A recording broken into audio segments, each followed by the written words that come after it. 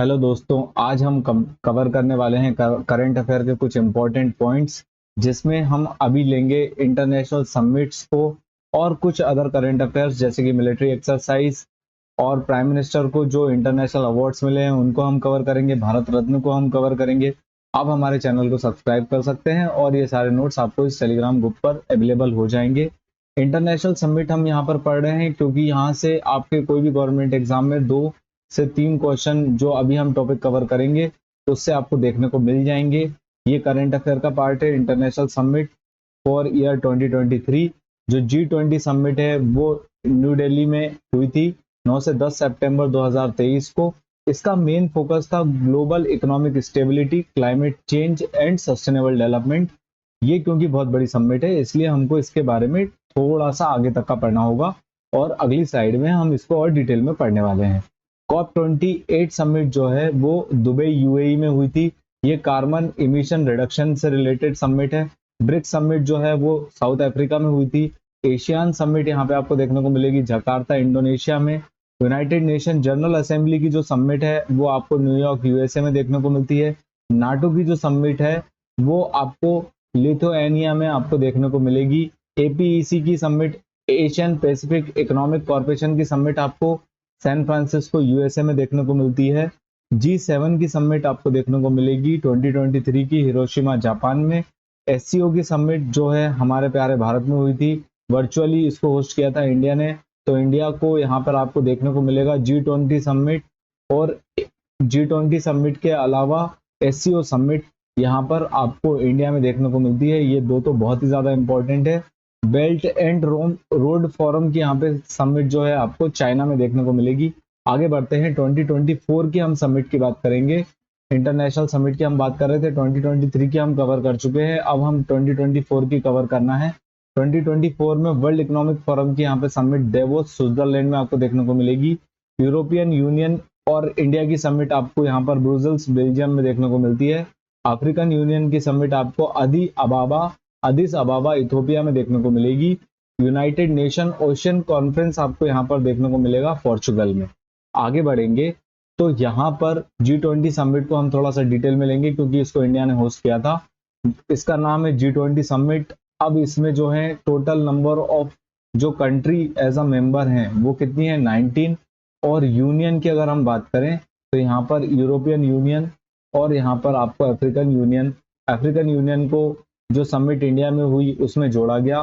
तो अब आपको यहाँ पे देखने को मिलेगा 19+2 यूनियन यहाँ पर हो चुके हैं, 19 countries and 2 unions, African union and European union.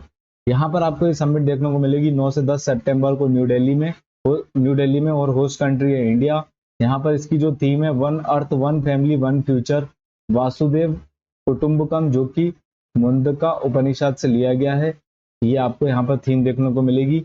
जो टोटल G20 के मेंबर कंट्रीज हैं वो यहाँ पर उनके नाम पूरे मेंशन्ड हैं, पूरे अल्फाबेटिकल ऑर्डर में है। Argentina, Australia, Brazil, China, France, Germany, India, Indonesia, Italy, Japan, Mexico, Russia, Saudi Arabia, south Africa, south Korea, Turkey, United kingdom, United states and European union.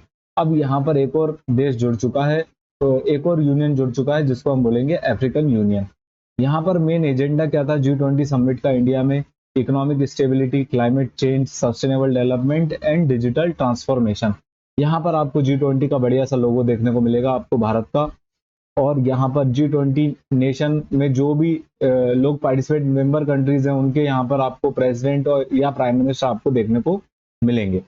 आगे बढ़ते हैं, यहाँ पर कुछ इंटरनेशनल अवार्ड्स हैं जो प्राइम मिनिस्टर को मिले हैं अभी रिसेंटली, ये पूछे जा सकते हैं। तो यहाँ पर 3 हमको नाम पढ़ना है, ये सबसे लेटेस्ट है। हम पढ़ रहे हैं जुलाई मंथ का करंट अफेयर हम पढ़ रहे हैं।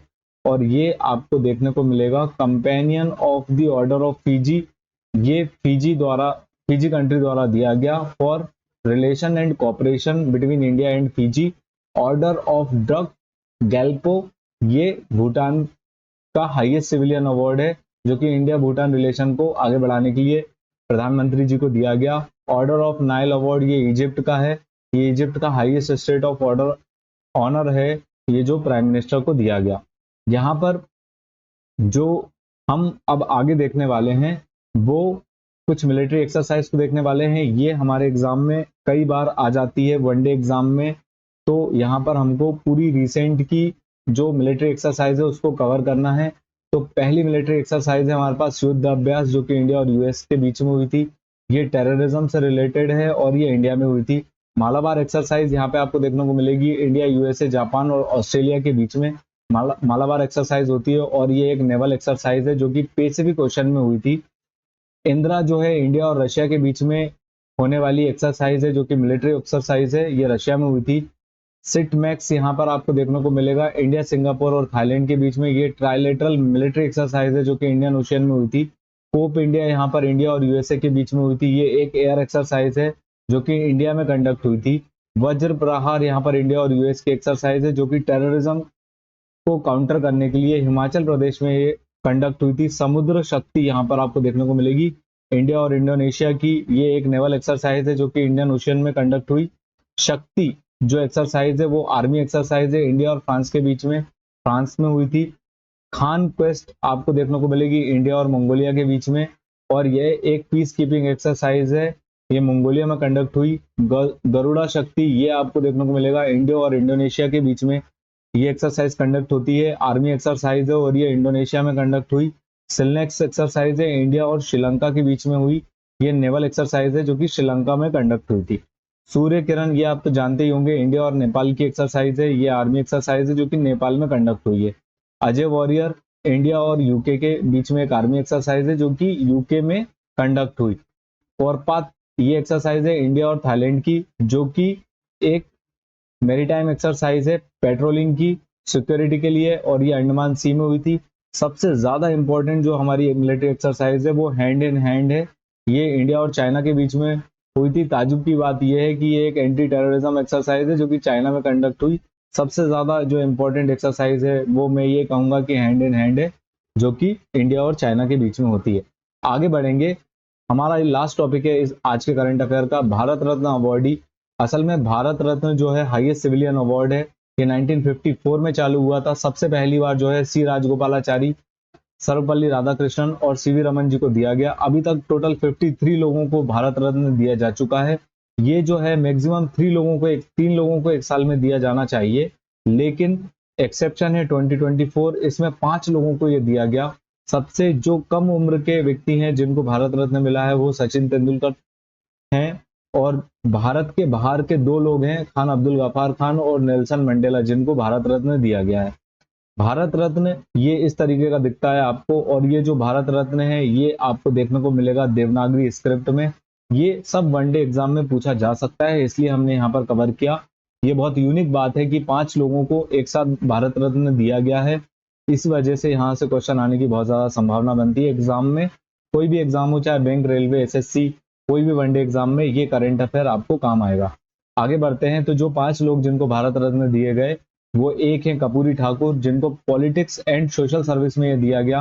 ये बिहार से बिलोंग करते हैं और ओबीसी रिजर्वेशन को और सोशल जस्टिस इनिशिएटिव्स के लिए इनको ये अवार्ड दिया गया। एमएस स्वामीनाथन जी को जो है एग्रीकल्चर के फील्ड में ये अवार्ड दिया गया।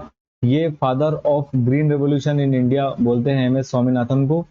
और पीवी नरसिम्हा राव को जो है पॉलिटिक्स के लिए यहाँ पर भारत रत्न अवार्ड दिया गया है। ये प्राइम मिनिस्टर थे, इन्होंने 1991 में जो इकोनॉमिक रिफॉर्म किए थे, इस चीज के लिए इनको जो है पीवी नरसिम्हा राव को जो है भारत रत्न अवार्ड दिया गया है। लाल कृष्ण आडवाणी, इनको पॉलिटिक्स के लिए भारत रत्न अवार्ड दिया गया, ये डिप्टी प्राइम मिनिस्टर रह चुके हैं। और चौधरी चरण सिंह, इनको पॉलिटिक्स एंड एग्रीकल्चर में ये अवार्ड दिया है और ये प्राइम मिनिस्टर रह चुके हैं। यहाँ पर 2 भारत रत्न अवार्डी ऐसे हैं जो प्राइम मिनिस्टर रह चुके हैं और इनको भारत रत्न दिया गया। एक तो हैं पीवी नरसिम्हा राव और दूसरे हैं चौधरी चरण सिंह। चौधरी चरण सिंह के बर्थडे पर हम नेशनल एग्रीकल्चर डे मनाते हैं। इन्होंने फार्मर के राइट्स को और एग्रीकल्चर रिफॉर्म को बहुत ज्यादा वैल्यू दी है, उसको बहुत ज्यादा आगे बढ़ाया है। आप हमारे चैनल को सब्सक्राइब कर सकते हैं, और आपको ये करंट अफेयर सेशन पसंद आता है तो हम आगे अवार्ड्स का, ऑर्बिचुअरी का और स्पोर्ट्स का करंट अफेयर ऐड कर देंगे इस चीज में। आपका पूरा करंट अफेयर आगे के पार्ट ये जो है 1 है, पार्ट 2 एंड पार्ट 3 में मोस्ट इंपॉर्टेंट करंट अफेयर आपका वनडे एग्जाम के लिए कवर हो जाएगा। Thanks for watching, please subscribe to our channel. Thank you.